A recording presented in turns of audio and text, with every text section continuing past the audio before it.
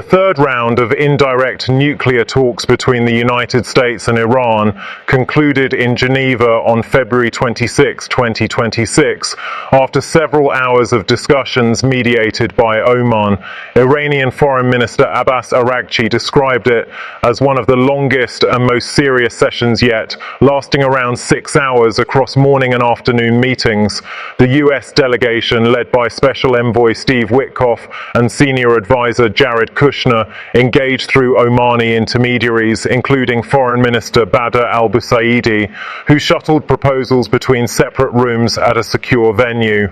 No direct face-to-face interaction occurred between the principals, maintaining the indirect format established in prior rounds in Muscat and earlier Geneva sessions. Both sides claimed good progress on core issues like Iran's nuclear program constraints and US sanctions relief.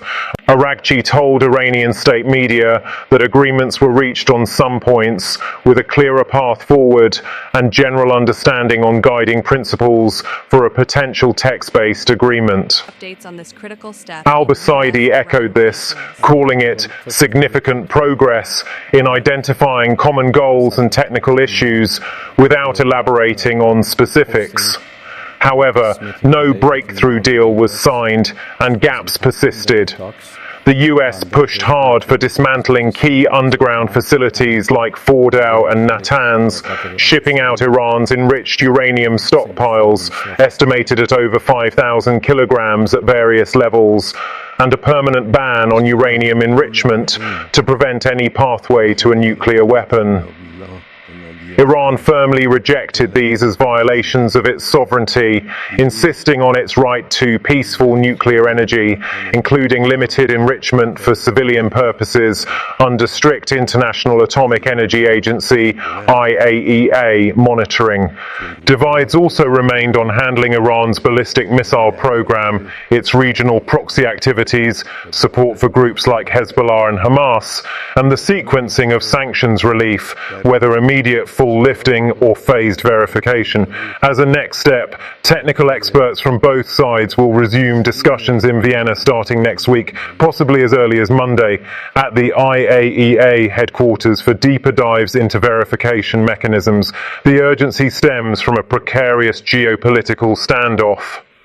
President Donald Trump has orchestrated the largest US military buildup in the Middle East in decades, including a second aircraft carrier strike group, USS Gerald R. Ford, hundreds of additional fighter jets, F-35s, F-22s, F-16, and enhanced missile defenses in Gulf allies like Saudi Arabia and the UAE.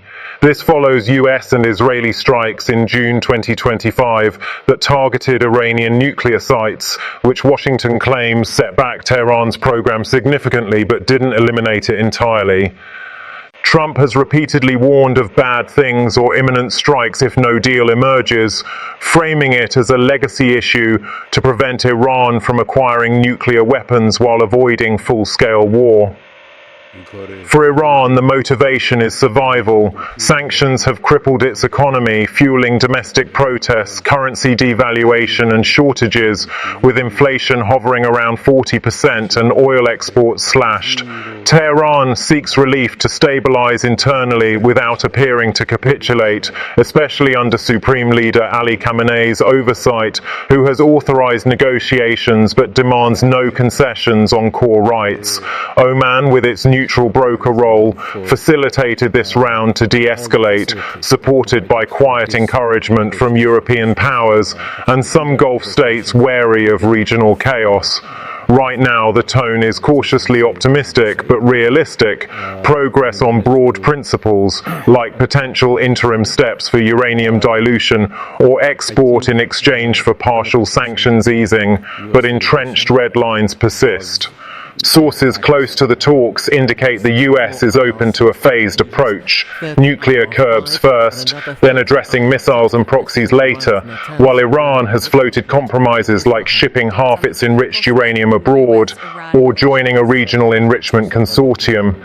Still, Washington insists on limiting enrichment to near zero levels, viewing any capability as a bomb risk per intelligence assessments. No leaks suggest a collapse, and the shift to Vienna signals momentum, but oil markets dipped slightly on the news, reflecting uncertainty. Prices remain volatile around $85 per barrel amid Strait of Hormuz fears. Iranian state media portrays it as a win for diplomacy, while US officials, speaking anonymously, note the sides are far apart on fundamentals. As of February 27th, delegations are consulting capitals, with no new escalations reported, though US forces continue drills and Iran has heightened air defenses. There are possible results that may come from this if Vienna yields a framework deal in the coming weeks. It could avert war, release billions in frozen Iranian assets, boost global oil supply and stabilize the region, potentially stronger than the 2015 JCPOA with tighter IAEA inspections and phased relief. For Trump, it's a diplomatic coup. For Iran, economic breathing room reduces protest risks. Allies like Israel and Saudi Arabia might grumble, but accept if verifiably robust, though Netanyahu has already called it insufficient. Failure, however, risks rapid escalation. Trump has hinted at a 10-day window post-Geneva, potentially triggering strikes on remaining nuclear sites, command centers, or oil infrastructure. Iran could retaliate via proxies in Iraq/Syria, mine the strait, disrupting 20% of global oil, or accelerate covert nuclear work, deepening ties with Russia/China for arms and evasion tech. Broader fallout, soaring energy prices, possibly $150 per barrel, refugee flows, and strained US alliances if perceived as aggressive. Digging deeper, Oman's role isn't just neutral.